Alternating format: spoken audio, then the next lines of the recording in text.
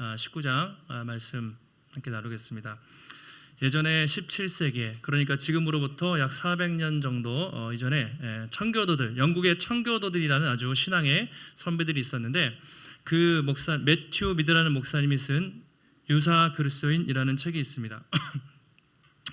예전에 한번 말씀드린 적이 있는데요. 유사 그리스도인이다. 이것은 책 제목 그대로 겉으로는 그리스도인들처럼 보이지만 실제로는 알고 보면 그리스도인이 아닌 이런 사람들을 대상으로 쓴 책입니다. 그러니까 책 제목의 부제가 거의 그리스도인이 될 뻔한 사람, 우리말로는 그냥 짝퉁 그리스도인이라고 말할 수 있죠. 정말 겉모습은 그리스도인인데 실제로 보니까 그리스도인이 아닌 듯한 이런 사람들이 그 시대에 너무 많았던 거예요.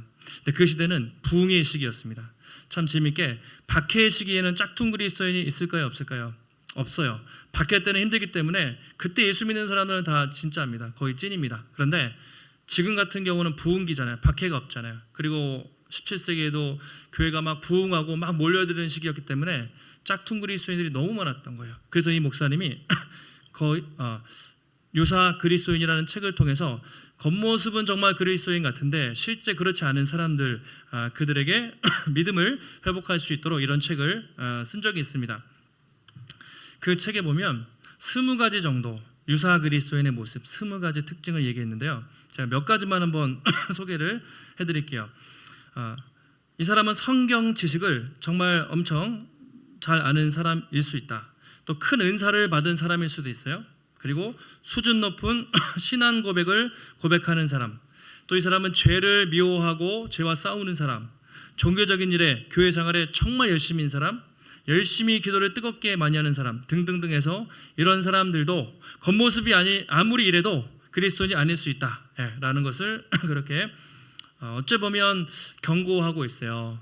근데 우리가 요즘에는 여러분 이런 책이 인기가 없잖아요. 사람들은 예수님 믿으면 잘 되고 복을 받고 또 마음의 평안을 얻고 자기 개발하는 이런 데 관심이 많지만 우리 청교도 시대는 이런 고민을 했어요. 우리가 하나님을 믿지만 정말 제대로 믿는가? 제대로 예수를 믿고 천국 갈 만한 정말 구원의 믿음이 있는가? 늘 그것을 고민하면서 믿었던 우리 신앙의 선배들이 있습니다. 그래서 이 책은 이렇게 쓴 거예요. 이 책의 저자 의도가 형식적인 신앙생활하는 사람들을 깨우고 교회 안에 혹시 모를 위선자들에게 하나님께 돌아오게 하기 위해서 유사 그리스도인이라는 파격적인 책을 썼던 것입니다. 네, 제가 이게 이제 검색해보니까 절판돼 가지고 저도 중고로 샀어요. 혹시 관심 있는 분은 책 이렇게 빌려드릴 테니까 한번 보시면 정신이 번쩍 드는 것 같아요.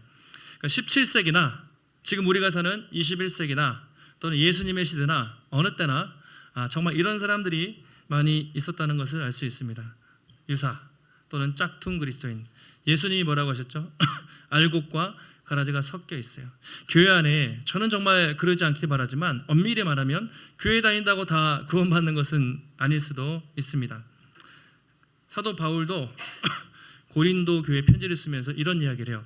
그러므로 여러분이 믿음 안에 서 있는가 자신을 확증하고 시험하고 검증하십시오. 이런 표현을 합니다. 우리는 주로 예수 믿으면 구원받았다. 너무나 당연하게 그거 맞습니다만 성경의 한편에서는 두렵고 떨림으로 우리가 구원받은 자인가 구원받은 자답게 살고 있는가 늘 자신을 점검하고 또 시험하면서 테스트하면서 그렇게 신앙생활하라고 분명히 권면을 하고 있습니다.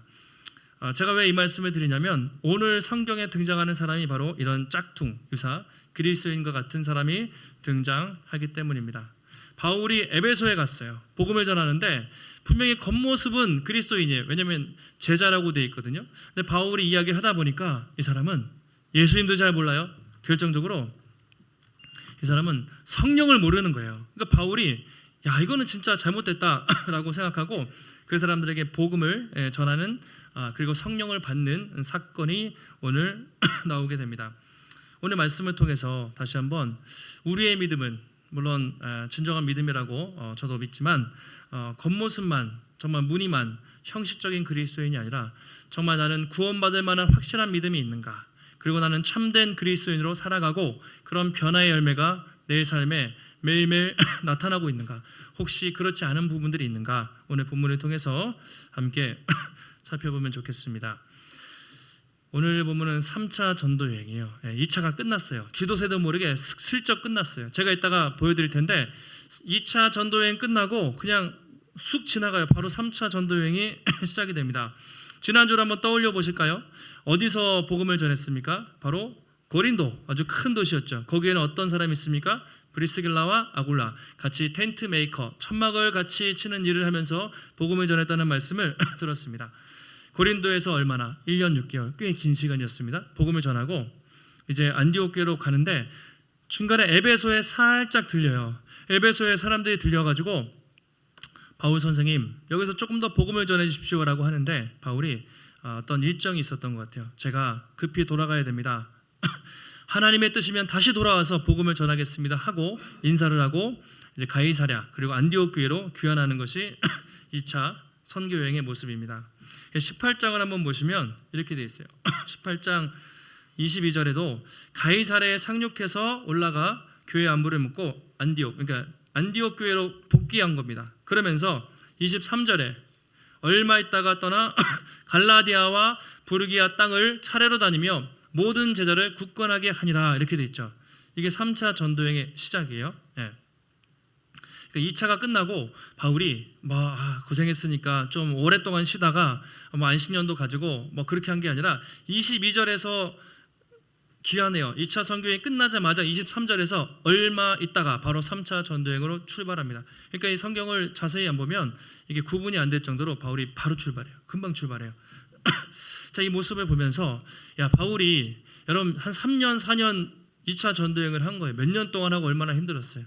보통 선교사님들이나 교역자들이 이렇게 안식년이나 안식월을 가져요. 이렇게 사역을 하면 어느 정도 하다가 좀 쉬는 시간들이 갔는데 바울도 쉬었겠지만 오래 쉬지 않았던 것 같아요. 금방 복음에 대한 열정 때문에 바로 3차 전도행으로 떠나게 됩니다. 자, 사진을 한번 보여드릴게요. 한번 사진을 보면서 다시 설명해 드릴게요. 먼저 2차죠. 안디옥 교회에서 출발해서 자 이제 잘 기억하시죠? 루스드라, 이고니온, 더베, 비시디아, 안디옥 요 지방을 통틀어서 갈라디아 지방이라고 말합니다. 갈라디아 서를 쓴 갈라디아. 그 다음에 드로아 있다가 무슨 얘기 경험하죠? 한 가지 사건씩 한번 떠올려 보실까요? 드로아에서 환상 보죠. 무슨 환상입니까? 마케도냐의 환상. 마케도냐로 건너오라. 그리고 빌립보에 갔습니다. 빌립보에서 누구를 만납니까? 루디아라는 여인을 만나서 또 교회가 세워지고 데살로니가에 갔는데 사람들이 막 박해를 했어요. 그래가지고 쫓겨나서 베리아로 왔습니다. 베리아 사람들은 어떻죠? 너그러워서 성경을 날마다 상고하니라. 바이블 스터디를 하는 성경 연구를 아주 열심히 하는 사람들이 베레아 사람들이었습니다. 근데 또 쫓겨나서 아테네에 왔는데 우상의 본거지였어요. 철학가들. 별로 반응이 좋지가 않았습니다. 그리고 어떻게 했죠? 고린도로 왔습니다. 여기야말로 정말 음란한 도시라고 했잖아요. 창기들이 막 넘쳐나는 인구 70만의 아주 거대 도시였는데 거기서 브리스길라와 아굴라 만나서 천막을 같이 만들면서 복음을 전하면서 1년 6개월 동안 전도하고 아까 성경에 나온 것처럼 에베소에 살짝 들려요. 저기 표시되어 있잖아요. 잠깐 들렸다가 다시 가이사랴로 해서 안디옥교로 가면서 2차 전도여행이 끝나게 됩니다. 그리고 이제 바울이 오늘 아까 읽었던 23절에서 곧바로 3차 전도여행이 시작이 돼요. 다음 사진 보여주시면 안디옥 교회 있잖아요. 그러다가 자 루스드로, 이고니온, 더베 똑같죠. 2차. 이게 뭐냐면 바울이 2차 전도여행 때 했던 교회들 다니면서 성도들 만나면서 격려하려고 간 거예요. 그리고 바울의 핵심은 어디였냐면 가운데 에베소입니다. 오늘도 에베소에서 있고요. 3차 전도여행의 핵심은 에베소예요. 거기서 3년 동안 있어요. 거의 절반 이상을 에베소에 다 쏟아붓습니다. 그러니까 1차 때는 바울의 포커스가 그 튀르키아, 소아시아 지역이었죠. 그리고 아까 2차 때는 그리스로 넘어갔잖아요. 유럽 전도였다면 3차의 핵심은 바로 에베소 전도. 이게 핵심이라고 말할 수 있습니다. 오늘은 바로 이제 에베소에서 있었던 사건입니다. 1절에 한번 같이 한번 1절 말씀을 한번 읽어보겠습니다. 시작.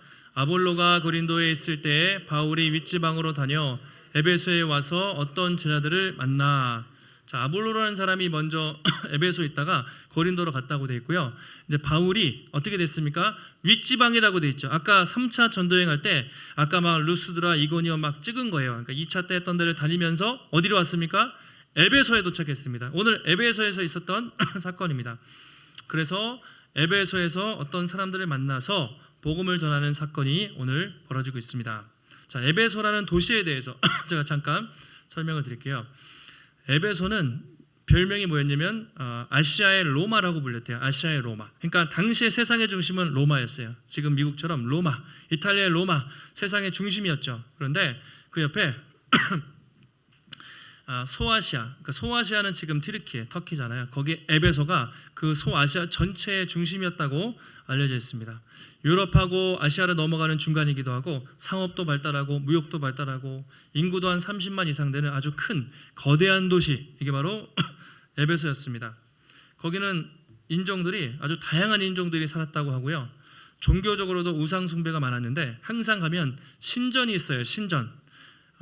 아테네에 가면 어떤 신전이 있습니까? 파르테논이라는, 근데 예전에 사진 한번 보여드렸는데 파르테논 신전이 있다면 고린도에 가면 아데미라는 신전이 있는데 파르테논보다 훨씬 더 4배나 큰 엄청난 거대한 신전이 에베소에 있었다고 하고요. 원형 경기장이 유명합니다. 콜로세움, 로마에는 콜로세움이 있죠. 각 지역마다 원형 경기장에서 이제 공연도 하고 검투사들하고 사절하고 싸우는 그런 일들이 이제 있었습니다.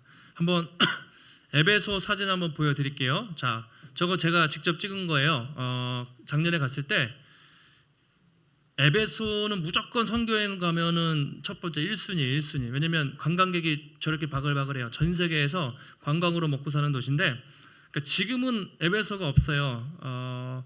AD 한 7세기쯤에 지진으로 다 없어진 도시예요. 그러니까 바울 때 있다가 천 몇백 년 전에 없어진 도시지만 이제 관광을 먹고 살아야 되니까 그 유적들을 다 발굴해 가지고 그렇게 하고 있는데, 저기 이제 도시에 티켓을 끊고 들어가면 이제 쫙 광장들이 있어요. 그러니까 저 기둥들은 뭐 사원도 있고 목욕탕도 있고 그다음에 법정도 있고 시장도 있고 그런 것들이 쫙 에베소에 있었던 것을 그대로 이제 복원을 해놓은 거예요. 뭐 사람들이 이렇게 많이 지나가죠. 다음에 저 뒤에 뭔가 멋지게 생긴 건물이 보이는데 도서관입니다. 셀수스라는 도서관인데 역사책에도 나와요.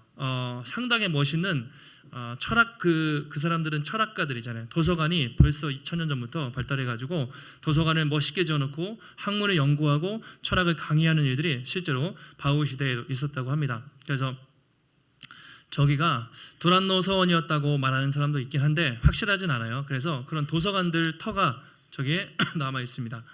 그 다음에 이거는 원형 경기장이에요. 원형 경기장. 그래서 한 24,000명 정도. 제가 이제 저 꼭대기까지 올라가 봤거든요. 그러니까는 항상 그 도시의 10분의 1 정도가 들어가는 형태로 원형 경기장을 만드는데 25,000명이면 적어도 25만 명이 에베소에 거주했다는 이야기죠. 저기 점이 보이죠? 저는 아닌데 제가 저기서 이렇게 소리를 지르면 공명이 돼요. 울려요. 그러니까 그 정도로 2000년 전에 기술이 엄청 발달했어요. 그래서 가운데서 마이크 시설 없이도 음향 시설 없이도 말하면 공연을 할 수 있고 또 막 검투사들 영화에 나오는 경기가 벌어지는 그런 일들이 원형 극장에 있습니다. 에베소 실제로 가면 저런 극장을 보게 됩니다. 성지순례 가고 싶으시죠? 이제 나중에 기회가 되면 꼭 갈 수 있으면 좋겠고요. 사도행전을 하다 보면 그런 마음이 생겨요. 한번 우리도 가고 싶다. 어쨌든 이제 에베소에 가면 저런 도시인데 바울이 저런 큰 도시에 또 가게 된 겁니다. 가서 어떤 사람들을 만났습니다. 아까 1절 후반절에 보면 에베소에 다녀 어떤 제자들을 만나라고 되어 있습니다. 어떤 제자들을 만났어요. 자, 근데 이게 중요합니다. 이 제자들이 어떤 제자인가, 이게 중요해요. 보통 제자하면 우리는 누구라고 생각합니까? 당연히 예수님의 제자니까 제자라고 나오겠죠. 근데 이 사람들은 뒤에 보시면 예수님을 잘 몰라요. 성령을 받은 적도 없습니다. 예수님의 제자가 아니었어요. 근데 그래서 세례 요한의 제자라고 말하는 사람도 있고, 예전에 아볼로가 복음을 전했기 때문에 아볼로의 제자라고 말하는 사람도 있고, 심지어 어떤 사람은 예수님을 처음 믿은 초신자라고 말하는 사람도 있고, 어떤 학자들은 아예 예수님을 믿지 않았던 사람이라고 말하는 사람도 있어요. 그러니까 정체성이 모호합니다. 왜냐하면 만나봤는데 바울이 만나서 이야기를 해보니까 도무지 예수님 믿는 사람이 아닌 거예요. 겉모습은 제자라고 불리고 있고 그런데 도무지 이상합니다. 바울이 질문을 합니다. 오늘 2가지 질문하는데 첫 번째 질문이 이것이죠. 여러분들이 예수님을 믿을 때 성령을 받았느냐라고 묻습니다. 2절이죠. 너희가 믿을 때에 성령을 받았느냐? 뭐라고 대답하죠? 아니라 우리는 성령이 계심도 듣지 못했다. 참 어이없는 대답을 하는 거예요. 바울이 왜 이런 질문을 했을까요? 얘기를 해보면 분명히 예수 믿으면 성령이 계시고 뭔가 느낌이 있을 거예요. 근데 아무리 봐도 성령이 없는 것 같아요. 그래가지고 혹시 여러분들 믿을 때 성령 세례 받았습니까? 이렇게 물으니까 아니요, 우리는 성령 처음 들어보는데요.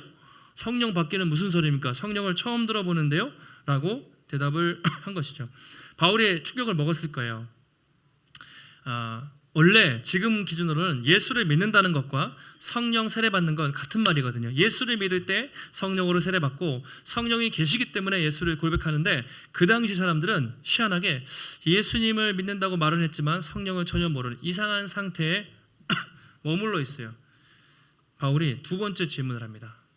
3절에 그러면 당신들이 세례를 받았을 텐데 무슨 세례를 받았습니까? 이렇게 물어봐요. 믿을 때 세례는 받지 않았겠습니까? 하니까 뭐라고 대답합니까? 우리는 요한의 세례를 받았습니다. 이렇게 대답해요. 이것도 좀 이상해요. 요한의 세례 요한이겠죠? 세례 요한. 요한의 세례를 받았다 하는데 이게 뭐가 문제인가? 이제 우리가 한번 생각을 해봐야 됩니다. 이게 좀 약간 신학적인 얘기가 들어가기 때문에 제가 최대한 쉽게 설명을 해드릴게요. 예수님의 세례가 있고 세례 요한의 세례가 있는데, 그 당시 사람들은 아직 예수님의 세례가 아니라 요한의 세례만 알고 있었다고 그렇게 말하고 있어요.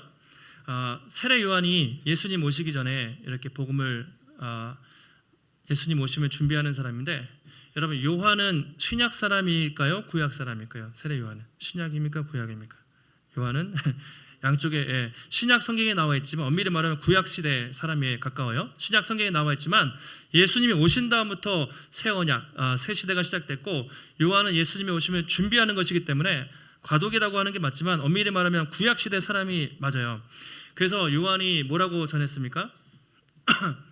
요단강에서 죄사함의 또 회개의 세례를 막 전파하면서 뭐라고 했냐면, 나는 물로 여러분에게 세례를 베풀지만 내 뒤에 오시는 분이 엄청난 분이 오십니다. 나는 그분의 신발끈을 풀 수도 없습니다. 그분이 오시면 불과 성령으로 세례를 받을 것입니다. 요한이 막 그렇게 선포를 하고 다녔습니다. 이게 무슨 의미인가 우리가 잠깐 생각해 봐야 돼요. 요한은 요단강에 푹 빠뜨렸다가 이렇게 나오게 하는 그런 물 세례를 베풀었단 말이에요. 그런데 이거 진짜 세례 아닙니다. 내 뒤에 곧 메시아 예수님이 오실 텐데 그분은 성령으로 그런 세례를 받을 것이니 그분을 믿고 기다리라고 세례 요한이 선포를 했던 것입니다. 그럼 요한의 세례는 뭘까요? 지금은 우리에게 의미는 없어요. 지금은 2000년이 지나서 우리는 성부와 성자와 성령의 이름으로 세례를 받지만 그 당시에는 세례 요한의 인기가 아주 많았어요. 지금 이 시기는 AD 60년경이기 때문에 예수님 승천하시고 30년밖에 안 됐죠. 요한의 제자들도 많고, 그러니까 복음이 아직 다 확산이 안 됐어요. 그래서 일부 사람들은 예수님을 잘 몰랐어요. 요한의 세례만 받으면 구원받는다고 그렇게 잘못 생각을 했던 것이죠. 그런데 이제 바울이 그걸로는 부족하다. 요한의 세례가 아니라 예수 그리스도의 십자가 죽으심과 부활을 믿는 진짜 세례를 받아야 된다. 이제 그렇게 말하고 있습니다. 요한의 세례는 예수님의 오심을 준비하는 것일 뿐이고, 예수님이 그 뒤에 오셔서 십자가에 죽으시고 부활하심으로 모든 사단의 권세를 깨고 죄사함을 얻고 그리고 영원한 생명을 주셨으니 그를 믿고 세례를 받아야 된다라고 이제 바울이 가르쳤을 거예요. 여러분, 예수의 이름으로 세례를 받는다는 게 무슨 의미입니까? 그것은 우리 옛사람은 죽고 새 사람이 들어온 거예요. 성령님이 우리 안에 들어오셔서 우리가 거듭나게 된 것, 이것을 우리가 성령 세례 그렇게 말하죠. 예수를 믿는다는 것은 똑같은 말이에요. 성령으로 세례 받는 거랑 동일한 말입니다. 예수님이 니고데모에게 뭐라고 말씀하셨죠? 사람이 물과 성령으로 거듭나지 않으면, 거듭나다는 건 다시 태어난 거예요. 이걸 좀 어려운 말로 중생이라고 말하죠.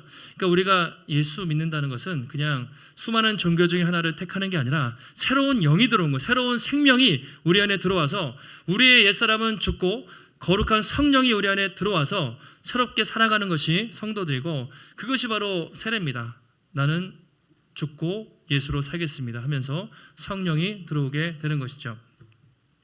근데 오늘 에베소의 제자들은 물 세례는 받았는데 예수님도 모르고 성령으로 세례를 받은 기억이 없는 겁니다. 그렇게 배우질 못했어요. 그만큼 잘못 알고 있었던 것입니다. 그래서 바울이 이거 심각하다. 예수의 이름을 막 전했겠죠. 그러면서 예수의 이름으로 다시 세례를 받으라고 세례를 베푸는 순간 어떻게 됩니까? 오늘 성경 보시면 성령이 그들에게 임해서 방언과 예언을 하게 되었다라고 그렇게 성경이 말하고 있습니다. 비로소 복음을 제대로 듣는 순간 성령의 세례를 그들이 받게 됐고 새로운 생명으로 탄생하게 됐던 것이죠. 사도행전 2장에서 오순절의 성령 강림 사건이 바로 오늘 이 이방 땅 에베소에서 다시 재현이 됐습니다. 사도행전 10장에서도 고넬료 집안에서도 성령으로 세례가 임했잖아요.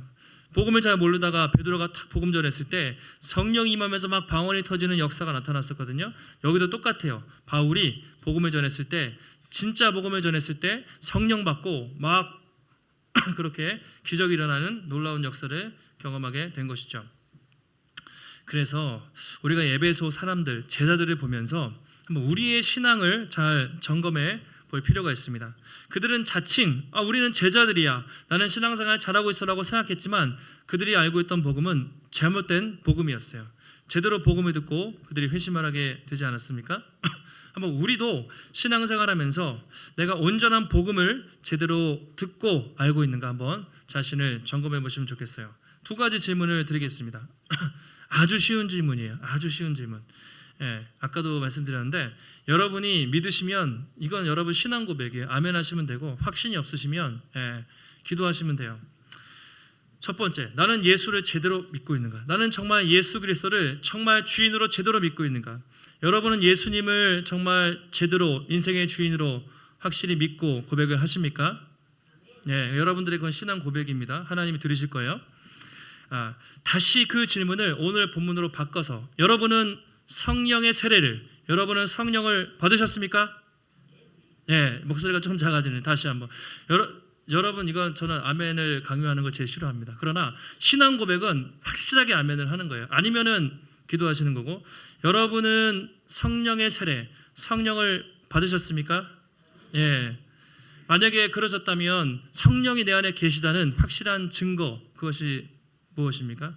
누가 물어보면 나는 예수님을 믿습니다, 내 안에 성령이 계십니다, 이걸 여러분 어떻게 설명을 하시겠습니까? 자, 성령 받았다는 말이 조금 표현이 그렇기 때문에 우리말로 표현하면 성령이 내주하신다, 우리 안에 성령이 거하신다, 내 안에 성령이 거하고 계시다는 확신이 우리가 어디서 찾을 수가 있는가? 우리 장로교는요 좀 성령에 대해서 되게 조심스러워요. 수목원교회 가면 성령 이야기 나오면 막 방언 터지고 막 이래 해요. 근데 우리 장로교회는 우리 좀 점잖잖아요. 막 예수님, 십자가 막 이렇게 강조하는데 이단들 보면 막 성령 막 이렇게 유튜브에도 막 이상한 것들 많아요. 막 거품도 물고 쓰러지기도 하고 막 그런 거 많은데 그런 거 아니죠. 제대로 성령에 대해서 우리가 알아야 됩니다. 자, 우리 안에 성령이 계시는가 안 계시는가에 대해서 다시 한번 제가 질문을 한번 드릴 텐데 점검을 해보세요. 여러분은 여러분 스스로가 내가 하나님 앞에 진정한 죄인이라고 고백을 하시는가 한번 속으로 생각을 해보시기 바랍니다. 만약에 여러분의 가족들이나 여러분 정말 사랑하는 사람들도 당신 죄인이다, 죽을 만한 죄인이라고 얘기하면 절대로 인정 안 합니다. 믿지 않는 사람들은, 성령이 없는 사람들은 죽어도 자기 잘났다고 하라고 그렇게까지 자기는 잘못했다고 얘기하지 않아요. 성령이 있는 사람만 자기가 죄인이라고 고백을 합니다. 여러분의 예수님의 인생의 주인으로 고백을 하십니까? 주인으로 고백하는가? 한번 잘 생각해 보세요. 여러분의 가족들, 그렇게 좋은 사람들도 당신 인생의 주인이 예수 그리스도입니다, 예수를 믿어야 됩니다 하면 말도 안 되는 소리 하지 말라고. 내 인생의 주인은 나죠. 내가 주인이지 무슨 예수가 주인이냐, 헛소리 하지 말라고 하겠죠. 만약에 여러분이 예수님을 여러분 본 적도 없잖아요. 그러나 예수를 주인으로 고백하고 그분을 믿는다면 그것은 성령이 여러분 안에 계시다는 확실한 증거입니다. 왜 그러냐면 성경이 그렇게 말하고 있어요. 바울이 고린도 성도들에게 이렇게 말합니다. 누구든지 그 안에 성령이 있으면 예수님을 저주할 수 없고, 성령이 계시면 예수 못 믿다고 할 수가 없어요. 성령이 그 안에 계시기 때문에. 누구든지 성령이 아니고서는 예수님을 주라고 고백할 수 없다고 말해요. 다시 말하면 예수님을 주인으로 고백한다는 것은 우리가 하는 것이 아니라 우리 안에 하나님의 영이, 성령이 있기 때문에 고백하는 것입니다. 그래서 여러분이 내가 죄인입니다. 나는 정말 하나님의 은혜가 필요한 존재입니다. 그리고 내 인생의 주인이 하나님이십니다. 라는 고백을 여러분이 하고 계시다면 여러분 안에 성령께서 확실히 또 함께하고 계신 줄 믿으시기를 바랍니다. 그리고 한 번 계신 성령님 어떻게 됩니까? 들어갔다 나오십니까? 아니죠. 하나님이 우리를 택하셨기 때문에 영원히 우리 안에 계신다. 이게 우리의 소망이에요. 물론 우리가 죄짓고 또 넘어지면 성령님 되게 슬퍼하세요. 근심한다고 되어 있어요. 그러나 우리를 택하신 성령님은 영원히 우리와 떠나지 않고 함께 하시기에 그것에 우리의 소망이 있습니다. 그래서 한번 내가 정말 성령에 대해서 확실히 있는가, 그 성령의 충만함을 가지고 사는가를 다시 한번 점검을 해보시면 좋겠어요. 근데 많은 분들이 성령에 대해서 여러분 잘 의식하지 못하고 주중에 직장에서 학교에서 그렇게 또는 살아갈 때 날마다 성령님과 함께 그렇게 충만하게 살아가는 경우가 생각보다 많지 않은 것 같아요. 성령에 대한 확신이 너무 약해요. 한번 제가 성령 충만함의 몇 가지 증거에 대해서 한번 말씀드려 볼게요. 성령이 내주하신다는 것은 여러분 믿지만 정말 성령이 날마다 내 삶에 충만하게 역사하고 있는가에 대해서 좀 자신이 없죠. 자, 성령 충만한 사람의 특징은 이겁니다. 첫 번째로는 말씀을 사랑해요. 하나님 말씀을 보고 싶어요. 하나님 말씀을 보면 너무 기뻐요. 이거는 성령님이 하시는 역사죠. 또 예배를 사모하는 마음을 주세요. 성령 충만한 사람은 전날부터 내일이 주일이지 참 아침부터 예배 자리에 나와서 찬양을 하고 말씀 듣는 것을 사모하는 마음을 주세요. 은혜에 대한 감격. 성령 충만하지 않으면 그냥 주일이니까 형식적으로 시간이 돼서 나올 수밖에 없죠. 나는 말씀을 사모하는가? 나는 예배의 은혜와 감격이 있는가? 또 성령 충만한 사람은 성령의 열매가 맺힐 수밖에 없습니다. 성령이 계시기 때문에 사랑과 희락과 화평과 오래 참음의 성령의 열매. 다시 말하면 인격의 변화가 나타난다는 거예요. 왜냐하면 새로운 영이 들어오셨는데 변화될 수밖에 없죠. 물론 우리가 한순간에 변화되지 않습니다. 우리는 점진적 성화를 말하지만 어쨌든 때로는 막 안 바뀌는 것 같고 때로는 넘어지기도 하지만 조금씩 성령이 우리의 삶과 인격을 바꿔가세요. 성령 충만한 사람은 주변 사람들이 반드시 압니다. 교회를 다니면서 당신이 신앙생활하면서 뭔가 바뀌었다는 것을 주변 사람들이 반드시 알아차리게 돼요. 나는 과연 성령 충만한가? 또 생각해 봤어요. 정말 성령 충만한 사람의 특징, 전도예요. 복음에 대한 열정. 이 전도라는 건요, 우린 자기 중심적이잖아요. 우리는 정말 전도가 참 힘든 건 나랑 별로 관계가 없잖아요. 나는 이미 구원받았는데 저 사람이 어떻게 되든 말든 우리는 관계가 없어요. 그런데 성령 충만한 사람은 왜 그런 마음이 생기냐면 하나님의 마음이잖아요. 하나님이 잃어버린 영혼, 내 가족들, 내 주변 사람들, 죽어가는 저 영혼들을 보면서 하나님 늘 울고 계시거든요. 성령 충만한 사람들은 그 간절한 마음이 있어요. 제가 전도를 몇 명 했냐 그렇게 말씀드리는 게 아니라 전도를 잘하냐 이것도 아니고 그 죽어가는 영혼에 대한 하나님의 마음이 있는가, 이게 제일 중요해요. 그 사람은 반드시 성령 충만한 사람이죠. 근데 저도 항상 그렇지 못해요. 그래서 우리가 한번 오늘 말씀을 통해서 우리 자신을 한번 돌아보는 거예요. 내 안에 성령이 계시는가? 성령이 충만하게 계시는가? 아니면 성령이 계신 듯 안 계신 듯 나도 모르게 그렇게 나 혼자 내 힘으로 신앙생활을 하고 있는가? 여러분, 이거 전혀 다릅니다. 성령 충만함으로 매일매일 성령과 동행하며 신앙생활하는 사람과 그렇지 않은 사람은 이게 하늘과 땅 차이입니다. 여러분, 성령님이 도와주지 않으면 여러분 죄를 이길 수 있습니까? 못 이깁니다. 매일 넘어집니다.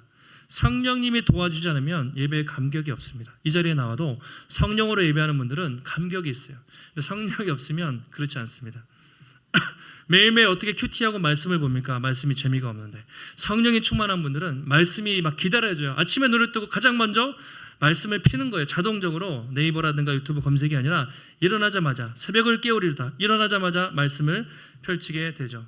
성령이 없으면 변화가 없습니다.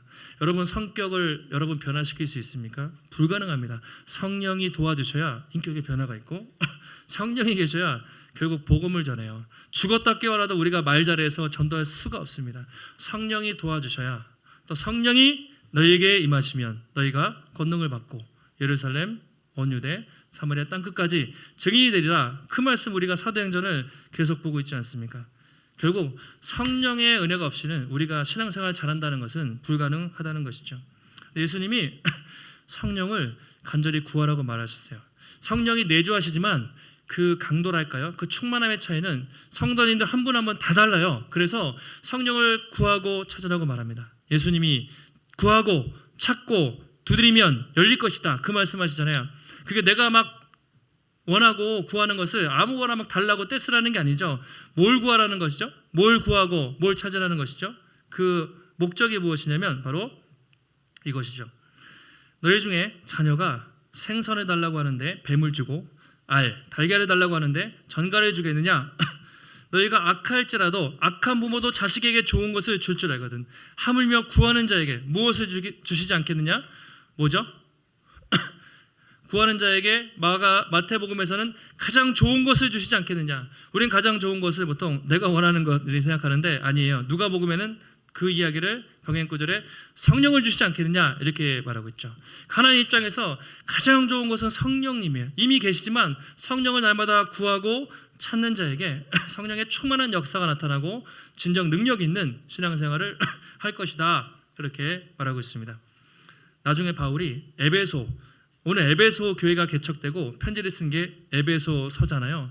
에베소 성도들에게 이런 말합니다. 술 취하지 말라. 이는 방탕한 것이니 성령의 충만함을 받으라, 이렇게 얘기해요. 술 먹고 방탕하는 삶을 살지 말고 성령에 취해서 성령의 충만함을 따라 그렇게 살라고 에베소서에서 바울이 말하고 있습니다.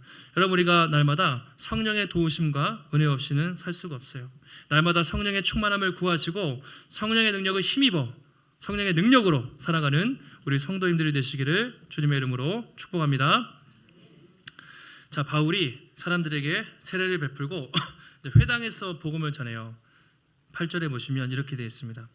회당에 들어가 석 달 동안, 3달 동안 담대히 무엇을 전하죠? 하나님의 나라에 관하여 강론하며 권면하되, 이렇게 말하고 있습니다. 바울이 전했던 핵심은 바로 하나님 나라였습니다. 하나님 나라. 유대인들이잖아요. 이미 구약 성경을 잘 아는 사람들이에요. 근데 그들에게 하나님 나라를 전했습니다. 하나님 나라랑 예수 그리스도랑 여러분 어떤 관계가 있을까요? 보통은 예수 이름을 전했는데 오늘 특이하게 하나님 나라를 전했다고 말하고 있습니다. 그런데 같은 거예요. 신구약의 모든 성경을 통틀으면 결국 하나님 나라의 복음이라고 한마디로 요약할 수가 있습니다. 그러니까 이런 거죠. 유대인들에게 여러분들이 다니엘 그리고 에스겔 그리고 이사야, 수많은 구약 성경들을 보면 언젠가 메시아가 와서 하나님의 나라가 이 땅에 올 것이라고 예언되어 있는데 이미 얼마 전에 예수님이 이 땅에 오셔서 십자가에 죽으시고 부활하심으로 하나님의 나라가 이 땅에 시작이 되었습니다. 누구든 예수 믿으면 하나님의 백성이 됩니다. 하나님의 백성답게 살라고 하나님의 나라를 그 에베소 회당에서 바울이 선포를 했습니다. 반응이 어땠을까요? 항상 갈리죠. 그것을 듣고 받아들이는 사람도 있었고 막 거부하는 사람도 있었어요. 그래서 바울이 이렇게 합니다. 9절인데요. 같이 한번 9절 말씀 한번 읽겠습니다. 어떤 사람들은 마음이 굳어 순종하지 않고 무리 앞에서 이 도를 비방하거늘 바울이 그들을 떠나 제자들을 따로 세우고 두란노 서원에서 날마다 강론하니라. 자, 그렇게 2년 동안 복음을 전했다고 기록을 하고 있습니다. 어떻게 했습니까? 복음을 전했는데 순종하지 않아요. 그래서 제자들을 따로 불러가지고 어디 갔습니까? 두란노 서원. 많이 들어보신 단어죠? 두란노, 큰 출판사인데 이제 아마 여기서 따온 겁니다. 에베소의 두란노 서원에서 바울이 복음을 전했다.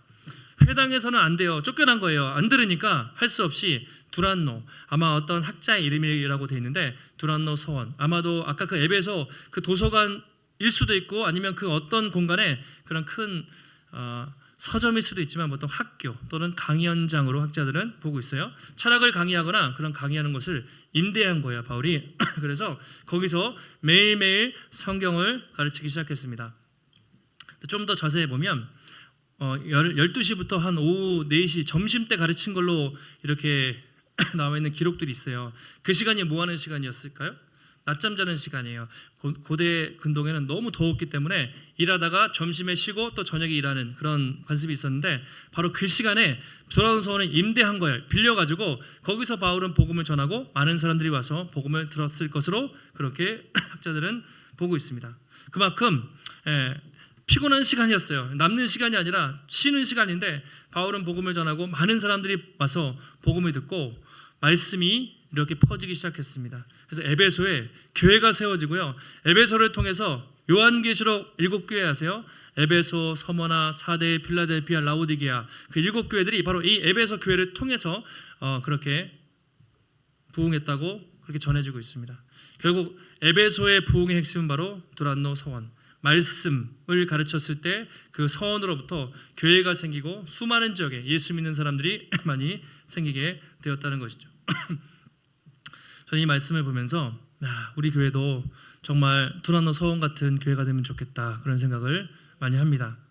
주일에 모여서 예배드리는 게 너무 중요하지만 여러분 그것뿐만 아니라 평소에 우리가 말씀을 배우는 게 너무 중요해요. 주일날 한 번 예배드리는 것 정도로 우리가 신앙이 성숙한다? 그건 거의 불가능하다고 생각하시면 돼요.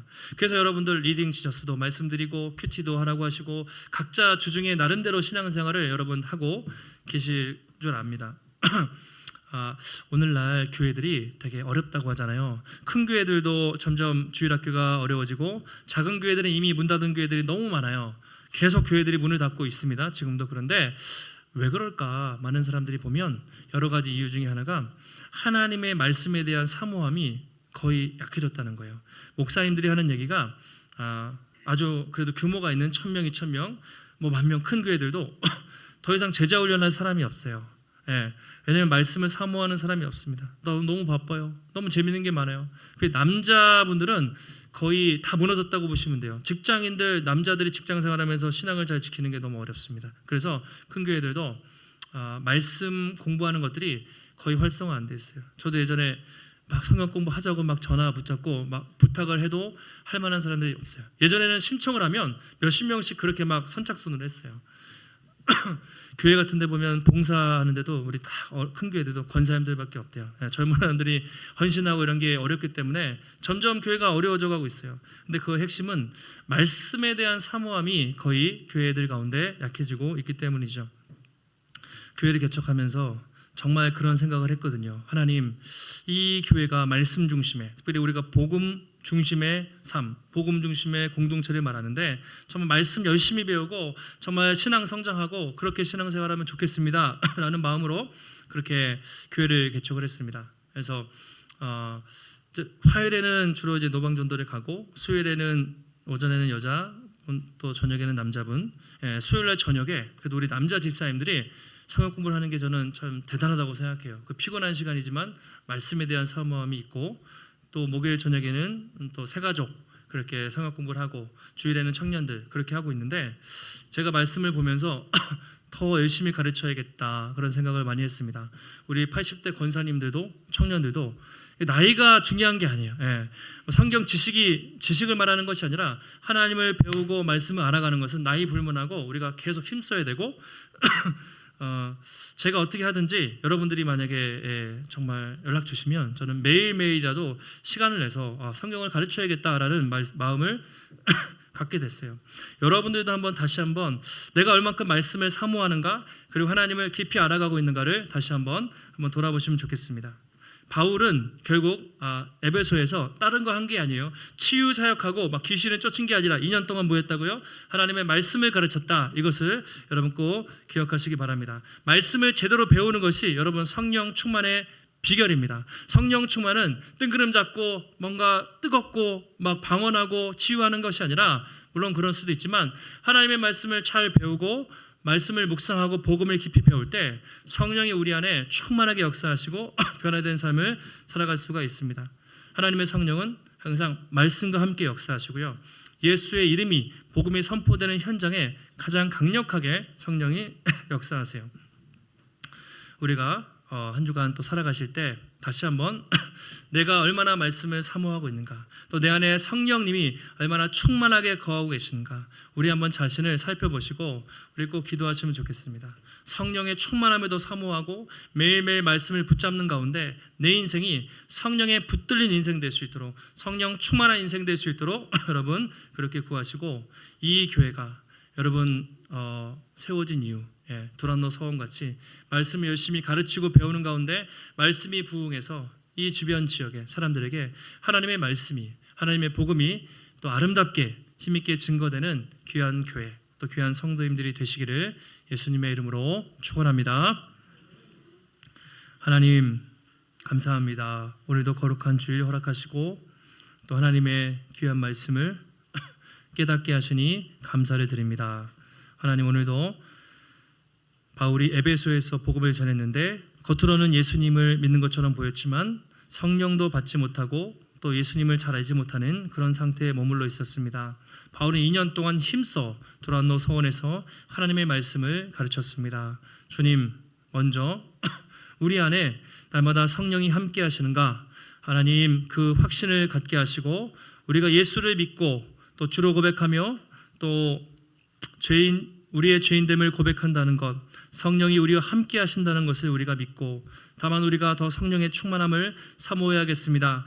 내 힘과 내 능력과 지혜로 살 수가 없사오니 날마다 성령님 우리에게 찾아오셔서 우리에게 충만히 역사하셔서 죄와 싸워 이기게 하시고 세상에서 거룩함을 지키게 하시고 말씀을 사모하게 하시고 변화된 인격이 나타나게 하시고 하나님 나라의 복음을 힘있게 증거하는 우리의 삶이 되게 하시고 이 복음의 숲교회가 두란노 서원과 같이 하나님의 말씀을 힘있게 가르치는 가운데 우리 어린 아이들, 정말 말씀에 헌신된 아이들, 또 다음 세대, 그리고 말씀으로 충만한 실력 있는 또 영성 있는 우리 귀한 성도들이 날마다 세워질 수 있도록, 날마다 예수 그리스도의 신실한 일꾼들이 세워질 수 있도록 하나님 붙잡아 주시옵소서.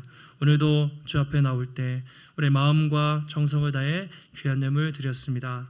하나님, 드려진 손길 축복하여 주시고 날마다 우리의 모든 것이 하나님의 것입니다. 주님을 위해서 우리의 인생을 드리며 살아갈 때 날마다 우리 삶에 부족함 없이 풍성하게 채우시고 공급해 주시는 하나님의 놀라운 은혜의 손길을 경험할 수 있도록 하나님 붙잡아 주시옵소서. 한 주간 성령 충만함으로 승리케 하시기를 간구하오며 존귀하신 예수님의 이름으로 기도하옵나이다. 아멘.